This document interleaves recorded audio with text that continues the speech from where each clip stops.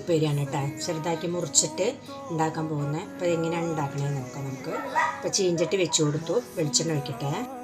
കടുക് ഇട്ട് കൊടുക്കാം കേട്ടോ. കുറച്ച് പൊട്ടി കരിവേപ്പില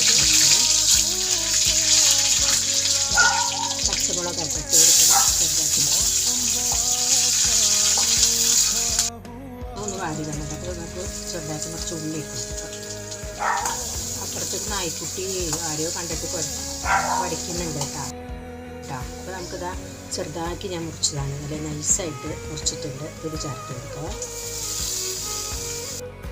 ആവശ്യത്തിന് ഉപ്പും ചേർത്ത് വെള്ളം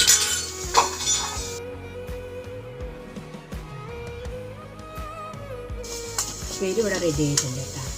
കുറച്ച് തേങ്ങ ചേർത്ത് കൊടുക്കാണ്.